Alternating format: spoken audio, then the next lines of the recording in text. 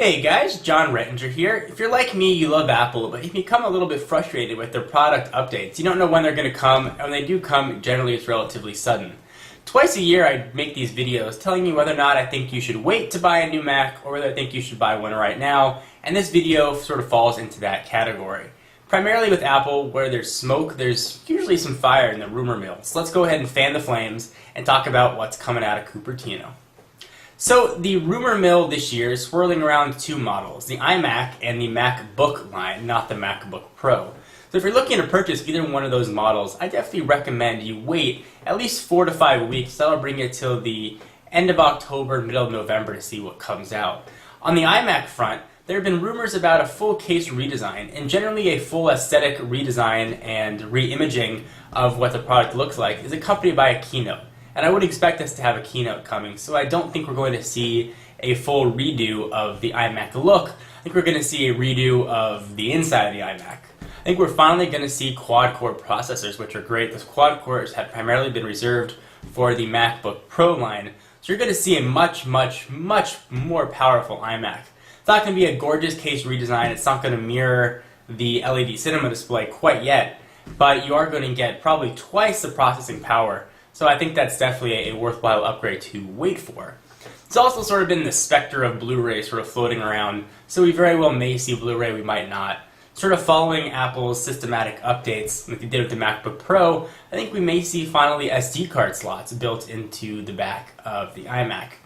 Other updates that have sort of been swirling, possibly USB 3.0, which looks like a regular USB cable, but it's got faster transfer time, sort of along the lines of FireWire.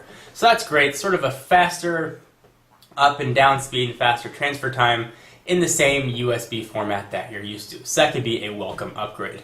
Like I said, I don't think we're going to see a full redesign. I think eventually we're going to see the iMac mirror the LED Cinema display, but I don't think that's coming quite yet. So if you're looking for an iMac, wait a little bit, and all these updates may very well be accompanied by a price drop, which is always welcome. And that's sort of been Apple's trend the past few months, is update the specs and drop the price. So everybody wins on that front. On the mobile end, we're looking at updates to the MacBook line. And we're not talking about the MacBook Pro aluminum models, we're talking about the old white polycarbonate models. I think we're going to see improved processors. I think we're going to see it stay at the $999 price point. I think we're going to see faster dual-core processors, and I don't think we're going to see the mobile Core i7s, at least in the MacBook line. We're going to see updates to that. I think we're going to see a more durable polycarbonate shell. And rumor has it that the black plastic MacBook may sort of come back from the dead. This plastic MacBook has really an unexpected lifespan. No one expected this to last this long. It seems like Apple is intent on keeping it around for a little while longer. So if you're looking to get sort of the lower end MacBook, definitely wait a little bit. And if you can wait even a little bit longer, I think we're going to see more updates to the MacBook line sort of come January, February, March, possibly with a tablet sort of slated in there. There's a real big hole with the MacBook name right now. Everything is MacBook Pro, and I think it would be foolish of Apple to leave that MacBook sort of hanging out in the ether. So definitely stick around and wait if you can see something for the MacBook.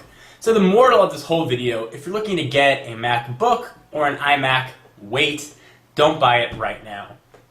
If you're looking to get a Mac Pro or a MacBook Pro, I think you're okay to go ahead and jump on that right now. The models were updated just a few months ago, and they're still really fast and very powerful machines. Another question I'm getting quite a bit is in regards to the iPod Touch. Should I wait to buy an iPod Touch, or should I buy it now?